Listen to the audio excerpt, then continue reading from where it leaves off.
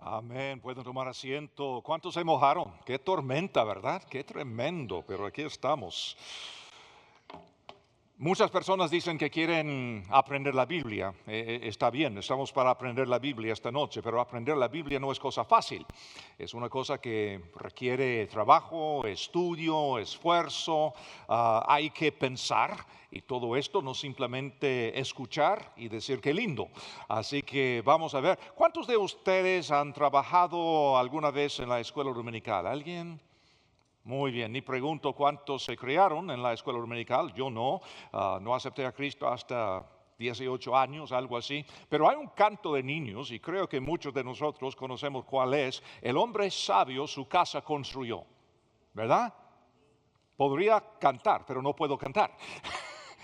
Pero el hombre sabio su casa construyó y este canto de niños sale directamente del texto aquí en Lucas que queremos estudiar esta noche. Lucas capítulo 6, los versículos 46 al 49, lo que vamos a ver esta noche.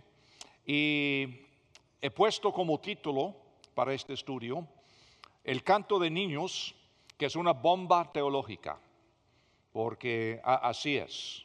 Lo que el Señor dice en esta ocasión es algo tremendo. Muchas veces yo creo, cuando vamos a la Biblia y llegamos a un pasaje como el pasaje que nos toca esta noche, y lo hemos escuchado vez tras vez y sobre todo si tiene algo que ver con la escuela dominical, con los niños, la tendencia humana nuestra es no fijarnos mucho. Decir, cuestión de niños y vamos buscando cosas profundas. Pues esta cosa es profunda. Vamos a ver lo que realmente dice este texto, comenzando en el versículo 46. El Señor dice, ¿por qué me llamáis Señor, Señor, y no hacéis lo que yo digo? Todo aquel que viene a mí y oye mis palabras y las hace, os indicaré a quién es semejante.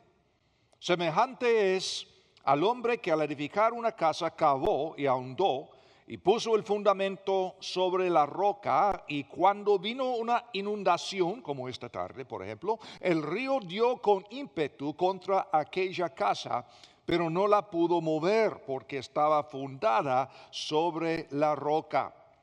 Mas el que oyó y no hizo, semejante es al hombre que edificó su casa sobre tierra, sin fundamento, contra la cual el río dio con ímpetu y luego cayó, y fue grande la ruina de aquella casa. Porque es que algunas vidas o matrimonios, relaciones interpersonales, iglesias, etcétera, logran capear las tormentas, mientras que otros no. Y todos experimentamos tormentas en la vida. Algunas suaves, otras como huracanes, pero todos tenemos tormentas, aún los pastores, sí Señor, nosotros también, todos tenemos tormentas. Pero una cosa es muy importante aquí. El Señor Jesús se preocupa por nuestras casas. Nos está instruyendo cómo sobrevivir las tormentas. Y aquí nos da mucha instrucción muy práctica. Pues de lo contrario, no nos habría dado instrucciones para sobrevivir a estas tormentas si no es cierto que tiene compasión para con nosotros. Ahora, lo que digo es que esta parábola que el Señor da aquí es mucho más de lo que se ve a simple vista. Porque esta parábola es el clímax de lo que hemos llamado el sermón en la planicie, muy parecido al sermón del monte, es casi el mismo contenido, el sermón del monte un poco más largo, pero básicamente representa el fundamento de la enseñanza que estaba enseñando el Señor Jesús. Y todo lo que Jesús ha dicho está sacudiendo los cimientos de los que viven en las cajitas formadas por la religión humana. Específicamente estamos pensando los fariseos, los escribas, personas que estaban andando en la misma religión que Dios había dado a los hebreos, pero ya no veían a Dios sino la forma y la tradición de su religión. Y por eso andan como ciegos y sin mucha esperanza. Y Jesús está diciendo cosas increíbles. Por ejemplo, el Señor nos ha dicho en este sermón que no hacemos nada para ser bienaventurados. Nosotros queremos decir, ¿qué tengo que hacer? Y el Señor dice, nada, no puedes. O eres bienaventurado o no, dependiendo del objeto de tu fe. Cristo dijo, vive por causa de mí y eres bienaventurado. No importa las circunstancias que haya a tu alrededor. El Señor les dijo, no solamente tener compasión y comprensión por sus enemigos, el Señor les ha dicho, oiga, amar a sus enemigos.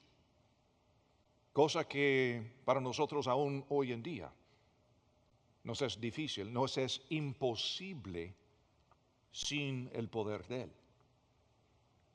Lo que estoy diciendo es que el Señor está enseñando cosas muy, muy radicales. Y el Señor está diciendo, si uno obedece lo que le dice, verás con claridad y tendrá una vida fructífera, una vida llena de propósito y significado. Esto es lo que el Señor ha estado enseñando en este sermón sobre la planicie, el sermón del monte, porque el sermón del monte termina con la misma parábola. Este es el clímax. Ahora, ¿cómo es que el Señor está diciendo tantas cosas radicales? Cosas para cambiar totalmente la cosmovisión de uno. Y luego al final, en el momento del clímax, el Señor dice, muy bien, todos a cantar. El hombre es sabio, su casa construyó. No. Pero muchas veces esa es la imagen que tenemos. Muchas veces pensamos, sí, qué historia más linda. No, eso es lo más radical de todo lo que el Señor está diciendo. Pero honestamente, usualmente tratamos de darle una explicación sencilla, comparando las escrituras con otras escrituras para hallar una excusa con la cual decir que Jesús realmente no espera que vivamos de esta manera. ¿Verdad que sí? Es un truco que tenemos. Cuando aparece algo tan radical en las escrituras que Jesús nos está pidiendo, somos buenos para buscar alguna referencia y sacarla fuera de contexto para decir que por eso no tenemos que nosotros vivir así. No, todo lo que el Señor está diciendo aquí, todo lo radical, eso de amar a los enemigos, etcétera, de veras quiere decir lo que está diciendo. Y es lo que Él espera de nosotros. Ahora, ¿se atreve a imaginar conmigo que realmente estamos escuchando a Jesús decir estas palabras? Estamos en el primer siglo. Hemos llegado porque alguien nos ha dicho que este Jesús de Nazaret está enseñando este rabí radical y posiblemente hemos viajado medio día, un día, 2 días. Hemos dejado los trabajos y la familia para llegar a escucharle. Porque lo que Él está diciendo está cambiándolo todo. Jesús tiene una razón muy buena por la cual pone esta parábola en la posición más importante de su mensaje. Y como digo, el Sermón del Monte en Mateo termina de la misma manera. El escenario, la ocasión, la audiencia, diferentes, pero existen similitudes evidentes en lo que Jesús dice. Y él seguramente enseñó muchas de estas verdades, principios y parábolas en numerosas ocasiones diferentes. Pero siempre llegó la misma pregunta. Ahora bien, entiendo, pero ¿por qué dejó esta parábola por último? ¿Por qué es tan importante que ocupara esta posición de importancia?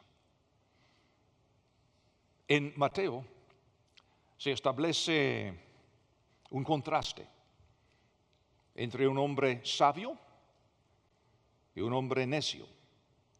En Lucas el contraste es más entre tener fundamento o no tenerlo. Pero básicamente es el mismo principio, la misma parábola. El pasaje en Mateo es el más famoso por un amplio margen, pero hay algunos detalles que aparecen en Lucas que frecuentemente pasan desapercibidos. Y esto es algo que podría no observarse si uno no está muy familiarizado con el Antiguo Testamento. Por eso tenemos que entender la Biblia, por eso tenemos que estudiar. Hay raíces fuertes en lo que dice Cristo que se remontan a los días de Isaías. Específicamente lo que dijo Isaías en el capítulo 28 de su profecía. Quizás sería bueno buscar este pasaje, Isaías capítulo 28. Porque cuando Jesús está diciendo este canto de niños, como pensamos hoy en día, en realidad Él está tomando de lo que Isaías había dicho siglos antes. Porque cuando Isaías escribe estas palabras, estamos a 700 años antes de Cristo. Y en este tiempo que Jerusalén está bajo amenaza, las 10 tribus al norte habían sido llevadas cautivas por los temidos asirios un par de décadas antes. Es decir, imagínate vivir allí experimentando un tiempo muy parecido a lo que está pasando hoy en Siria, en Irak, donde la gente está buscando cómo salir y los enemigos están llegando, matando a medio mundo. Así fue 700 años antes de Jesucristo cuando Isaías escribe estas palabras. Los líderes de Jerusalén, temerosos, establecen una alianza de defensa mutua con el poderoso ejército de Egipto, confiados de que cuando llegara el ejército asirio, los egipcios aparecerían a rescatarles. Esta fue la idea. Pero Isaías entra en escena, el varón de Dios para esa hora. Lo que Beethoven es para la música, lo que Messi es para el fútbol. Así es Isaías para los profetas en la Biblia. Él es el gran profeta. Y el mensaje de Isaías es que una reprensión fuerte por haber puesto su confianza en Egipto y no en Dios vendría. Pero con la reprensión también ofrece esperanza. Ofrece una parábola centrada alrededor de dos edificaciones, una destinada a caer y otra con una promesa en el futuro. ¿Nos parece familiar? Es precisamente lo que Cristo decía. Vamos a ver lo que dice Isaías capítulo 28. Vamos a leer el texto comenzando en el versículo 14. Por tanto, varones burladores que gobernáis a este pueblo que está en Jerusalén, oíd la palabra de Jehová. Por cuanto habéis dicho, pacto tenemos hecho con la muerte e hicimos convenio con el Seol, cuando pase el turbión del azote, no llegará a nosotros porque hemos puesto nuestro refugio en la mentira y en la falsedad nos esconderemos. Por tanto, Jehová el Señor dice así: He aquí que yo he puesto en Sión por fundamento una piedra probada, angular, preciosa, de cimiento estable. El que creyere no se apresure. Y ajustaré el juicio al cordel y a nivel la justicia, y granizo barrerá el refugio de la mentira, y aguas arrollarán el escondrijo, y será anulado vuestro pacto con la muerte, y vuestro convenio con el Seol no será firme. Cuando pase el turbión del azote, seréis de él pisoteados. Ahora, ¿qué estamos viendo acá? Porque Isaías está escribiendo en forma poética y está usando esta famosa técnica que se llama el paralelismo. Entonces comienza en versículo 15 diciendo: pacto hemos hecho con la muerte. Con la muerte. Ya pueden ver más o menos la forma poética que tenemos. Versículo 15, pacto tenemos con la muerte. Hemos hecho nuestro refugio en la mentira, pero él dice un refugio seguro, edificado sobre fundamento firme, es lo que Dios quiere ofrecerles. La parte central, es decir, lo más importante de la parábola, es que esta piedra les dará una posición de confianza total. O sea, si estamos construyendo sobre esta piedra que Dios mismo va a poner, nos da una confianza total y un refugio seguro de justicia, no como el refugio en la mentira. Y que vamos a tener refugio de mentiras destruido y el pacto con la muerte será anulado. O sea, todo lo que habían hecho, todo lo malo que habían hecho, el Señor les estaba ofreciendo un buen fundamento estable, sólido, sobre una piedra. Y la persona que quiere construir sobre esta piedra tendrá todo lo contrario: seguridad, justicia, esperanza, todo. Entonces, la esencia del mensaje: Jerusalén ha hecho pacto con la muerte y el Seol. En el contexto histórico, es una referencia a este pacto que habían hecho con Egipto.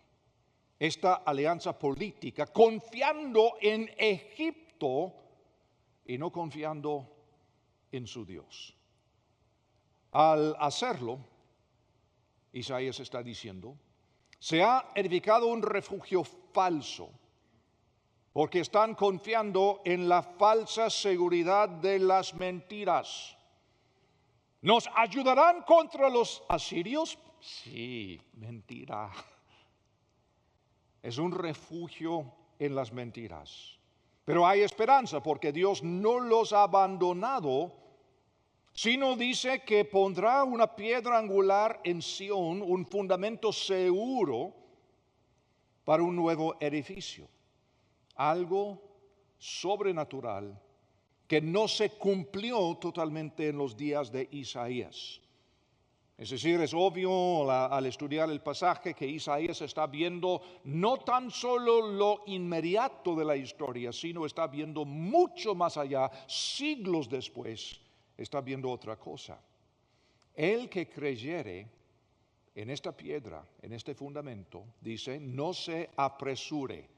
Voy a explicar esto después de un ratito. En el Nuevo Testamento, esta frase 2 veces se traduce de una forma diferente. No será avergonzado o no será confundido. Las 3 traducciones son legítimas. Y es decir, que la persona que construye sobre la roca no actuará apresuradamente ni como resultado del pánico, sino que tendrá confianza y no sentirá vergüenza. Ahora, una pregunta, no para levantar la mano, por favor, pero una pregunta personal y honesta. ¿Cuál es la reacción natural en tiempo de crisis?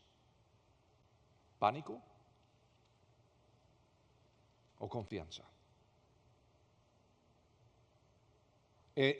A ver lo que puedo hacer y rogarle al Señor ayudarme. Por favor, Señor.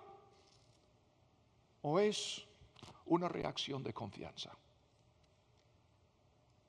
Aún no sabiendo lo que va a pasar.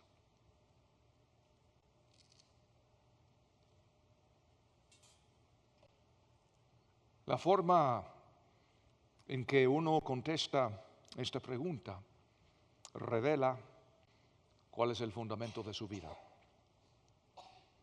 Y hay muchas personas que en el momento de crisis respondan con pánico, con desesperación, con un chorro de emociones, en vez de simplemente confiar en lo que Dios ha prometido, sabiendo que la vida está puesta sobre la roca.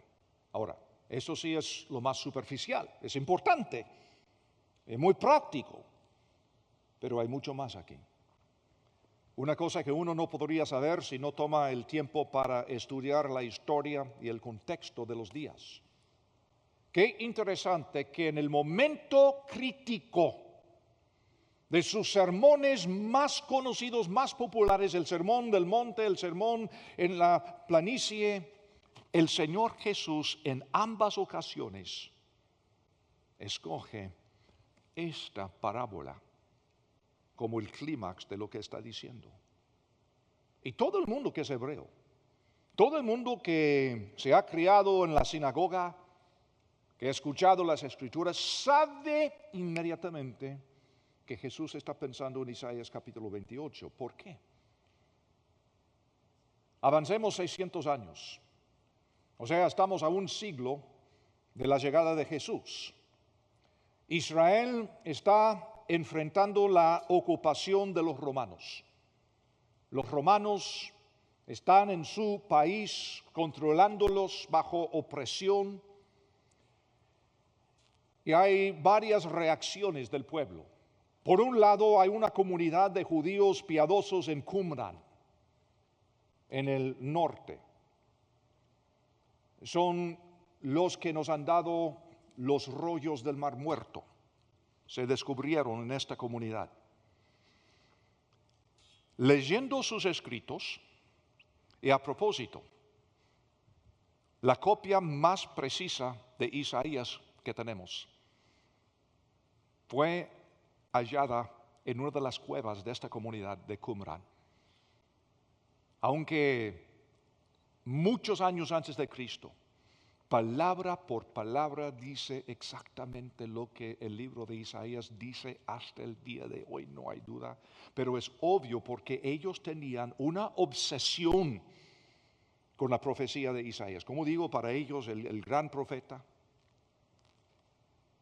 Y ellos de Qumran habían reclamado aquella promesa de Isaías para sí mismos.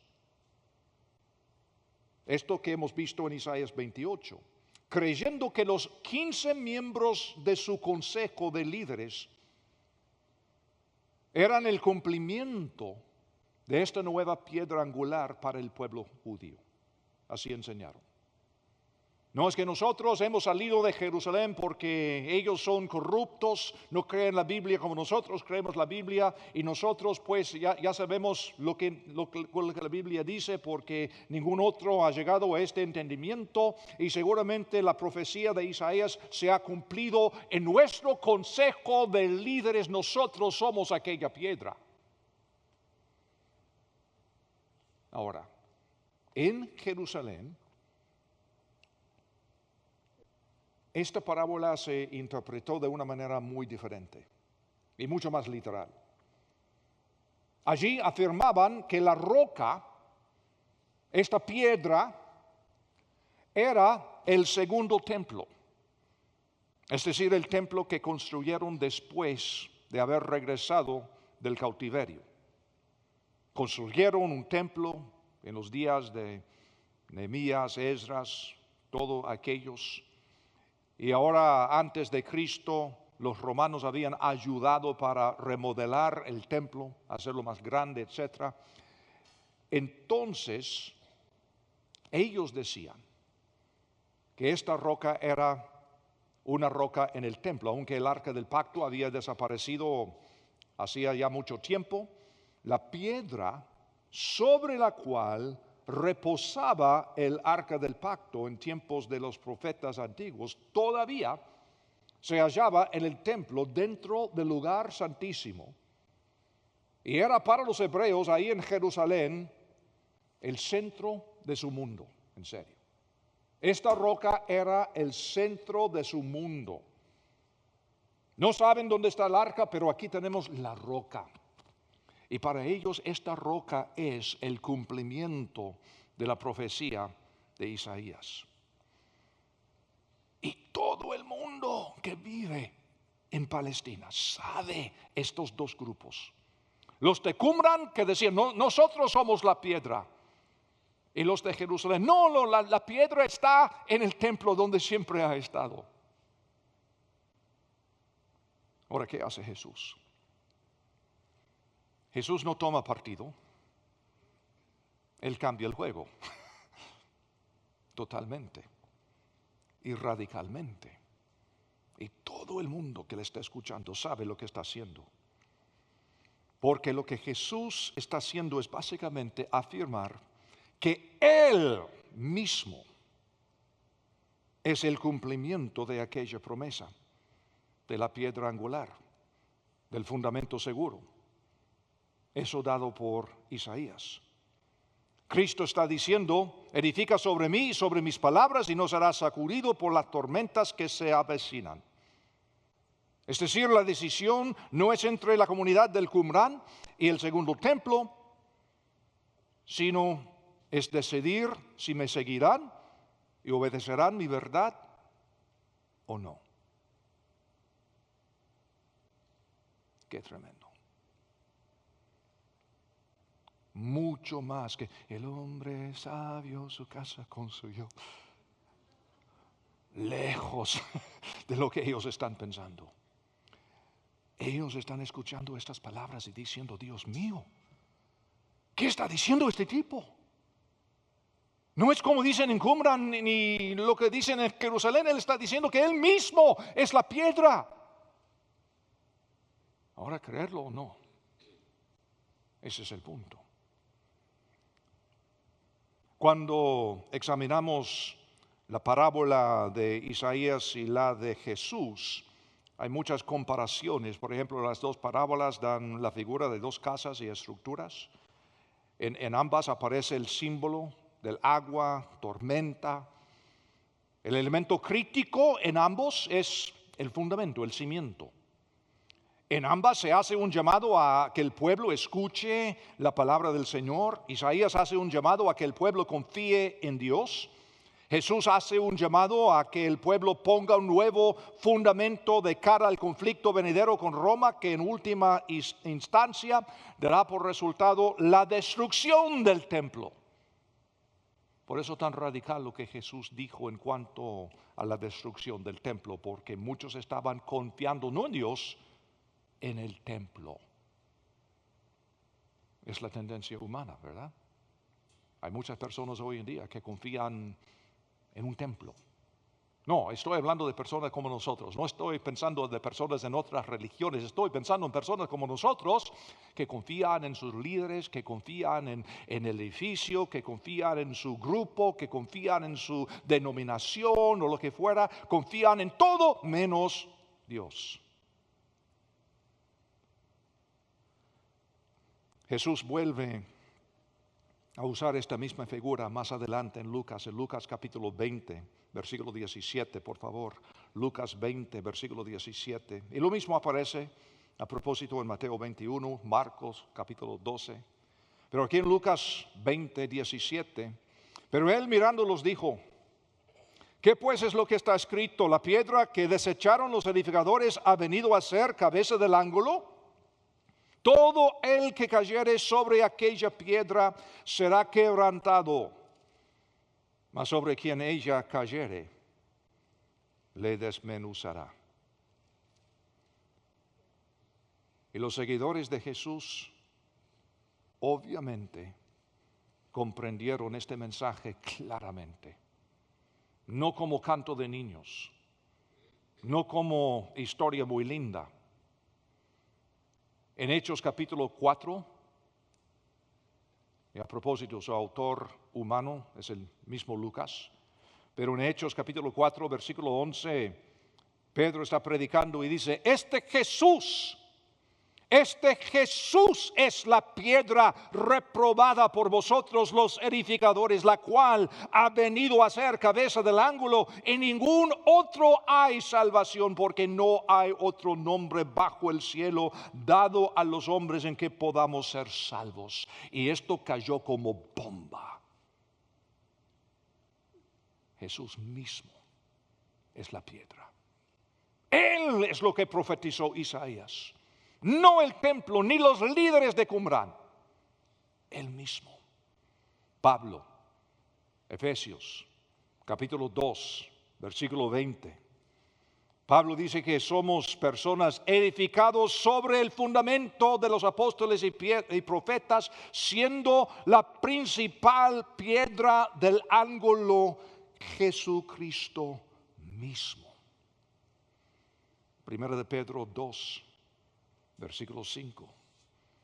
Vosotros también como piedras vivas sed edificados como casa espiritual y sacerdocio santo para ofrecer sacrificios espirituales aceptables a Dios por medio de Jesucristo, por lo cual también contiene la Escritura, y aquí pongo en Sión la principal piedra del ángulo escogida, preciosa, y el que creyere en él no será avergonzado. Para vosotros pues los que creéis, él es precioso, pero para los que no creen, la piedra que los edificadores desecharon, ha venido a ser la cabeza del ángulo y piedra de tropiezo y roca que hace caer, porque tropiezan en la palabra, siendo desobedientes, a lo cual fueron también destinados.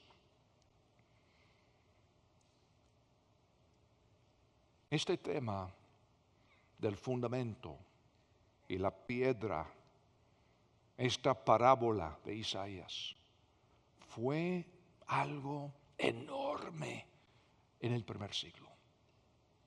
Y si nosotros entendemos el contexto, es posible entender un poco mejor la dinámica de lo que estaba pasando y la profundidad y lo radical de todo lo que el Señor Jesús está diciendo. Y además, Jesús combina una parábola de Ezequiel. Es decir, cuando está dándonos esta parábola, un poco de Isaías, un poco de Ezequiel, en el Nuevo Testamento, una persona reemplaza al edificio. Y hemos visto que Jesús es esta piedra angular. Y por medio de la fe y del bautismo, nosotros nos convertimos en el edificio nuevo. Él siendo la piedra principal. Además de lo que acabamos de ver en Efesios 2 y 1 de Pedro capítulo 2, tenemos 1 de Corintios 3, 16, donde Pablo dice, y seguramente Pablo no se ha imaginado este concepto, sino que sabe lo que Jesús había dicho acerca de ser la piedra angular, y por eso dice 1 de Corintios 3, 16, ¿no sabéis que sois templo de Dios y que el Espíritu de Dios mora en vosotros? Y para esa gente que estaban confiando en un montón de cosas, eso, wow, como digo, una bomba. Somos el templo de Dios. Individualmente hemos puesto nuestra fe en Jesucristo. Por medio del bautismo entramos en una relación con la asamblea de creyentes. Y Jesús desea que seamos oidores y hacedores de su palabra. Y es aquí donde entra Ezequiel, porque él también escribió una parábola. Es una parábola de un cantor y del pueblo que no escucha, un pueblo que escucha pero no obedece. Ezequiel 33, por favor, versículo 29. Vamos a ver la parábola de Ezequiel, Ezequiel 33, versículo 29. Y sabrán que yo soy Jehová, cuando convierta la tierra en soledad y desierto, por todas las abominaciones que han hecho.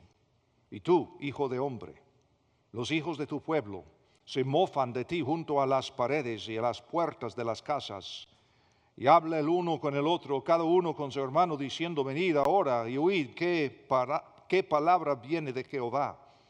Y vendrán a ti como viene el pueblo, y estarán delante de ti como pueblo mío, y oirán tus palabras y no las pondrán por obra, antes hacen halagos con sus bocas, y el corazón de ellos anda en pos de su avaricia.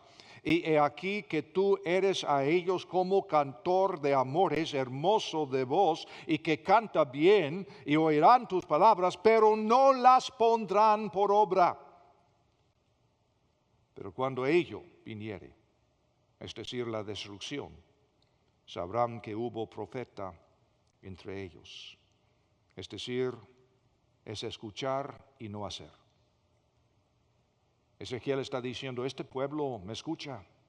Y dicen todos, qué lindo predica. Pero no hacen nada. No hacen nada. Vienen al estudio del día miércoles. Ahí están sentados escuchando todo lo que dice Ezequiel. Qué lindo predica el hermano. Y salen y no pasa nada. No pasa nada. Jesús ha tomado la parábola de Isaías para presentarse a sí mismo como la piedra angular y el fundamento firme. Y a esto añade la imagen por todos conocidas de la parábola de Ezequiel, también muy conocida, sobre los que escuchan pero no obedecen. Y yo creo que la instrucción para nosotros es tanto relevante como urgente. Nuestra sociedad desea decir que Jesús es el Señor, pero a la misma vez queremos negar la necesidad de obedecer. No estoy hablando del mundo, estoy hablando de la iglesia. Estoy hablando de nosotros.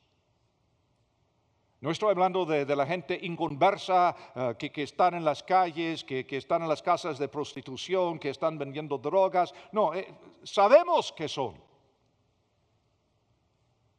Ni Isaías, ni Ezequiel, ni Jesús está hablando de ellos. Están hablando de nosotros. Que escuchamos y salimos para hablar mal el uno del otro, para robar a Dios, robar al prójimo, para hacer esto, para hacer el otro, para vivir vidas pésimas con la familia, con los hijos, en el matrimonio, y a la misma vez decimos que Jesús es el Señor. Ese es el punto en Lucas 6:46, cuando el Señor dice, ¿por qué me llaméis Señor, Señor? Y no hacéis lo que yo digo.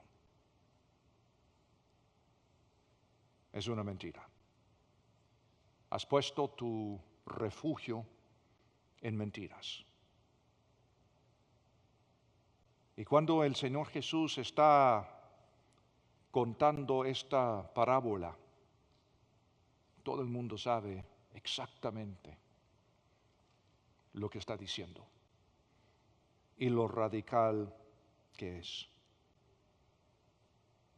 Como señalé la vez pasada, aquí en este estudio de Lucas, ¿qué hay de aquel que afirma ser discípulo de Jesús pero se niega a bautizarse?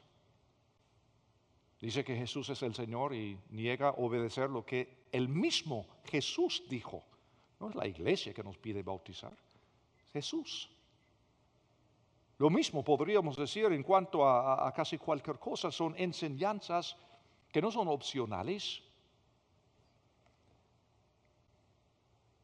La imagen que tenemos aquí es la imagen de un fundamento que se construye sobre un terreno. Es necesario edificar la casa, el fundamento ya ha sido puesto, Jesús es el Señor, sin importar lo que tú creas. Sin embargo, decides edificar tu casa alejado del fundamento, es decir, de Cristo. ¿Cómo entonces en la práctica se edifica la vida sobre el fundamento de Jesús? Una palabra, la obediencia.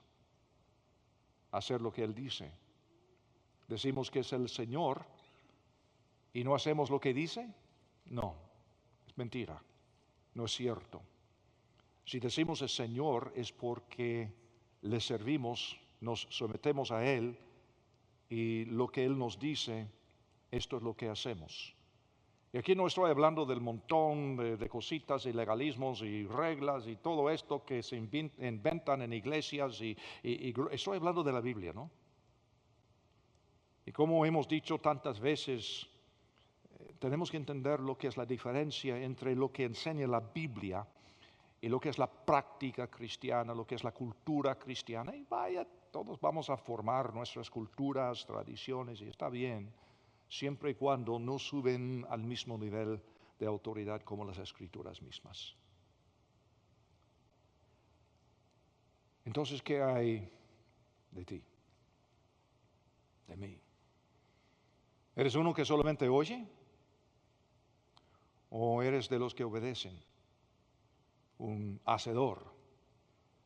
Y si hubieras estado entre la multitud que escuchó las palabras de Jesús en aquel día, ¿cuál habría sido tu reacción? La roca, que es el fundamento, es Jesucristo mismo y sus palabras de verdad. ¿Cuál es el fundamento de tu vida? ¿Esto u otra cosa? Escuchar y hacer es semejante a la energía que necesita para excavar hasta llegar a la roca, como vimos la vez pasada. ¿O estás oyendo solamente? En 1 de Pedro, capítulo 2, desde el primer versículo, Pedro dijo: desechando pues toda malicia, todo engaño, hipocresía, envidias y todas las detracciones, desead, como niños recién nacidos, la leche espiritual no adulterada, para que por ella crezcáis para salvación, si es que habéis gustado la benignidad del Señor, acercándoos a Él piedra viva, desechada ciertamente por los hombres, mas para Dios escogida y preciosa. Vosotros también, como piedras vivas, sed edificados como casa espiritual y sacerdocio santo para ofrecer sacrificios espirituales aceptables a Dios por medio de Jesucristo. Por lo cual también contiene la Escritura: y aquí pongo en Sión la principal piedra del ángulo, escogida, preciosa, y el que creyere en Él no será avergonzado. Es decir, no se apresure. Pero cuidado, no tropezar sobre esta piedra. Un poco más adelante, versículo 7, y libró al justo Lot abrumado por la nefanda conducta de los malvados, porque este justo que moraba entre ellos afligía cada día su alma justa, viendo y oyendo los hechos inicuos de ellos. Sabe el Señor librar de tentación a los piadosos y reservar a los injustos para ser castigados en el día del juicio. ¿En cuál categoría estamos? ¿En cuál categoría estamos? ¿Oyendo únicamente? ¿O estamos haciendo, obedeciendo? Y como digo, cuando la Biblia habla de estas cosas, no está hablando de aquellos que no creen. Está hablando de nosotros que decimos creer, pero posiblemente vivimos de otra forma.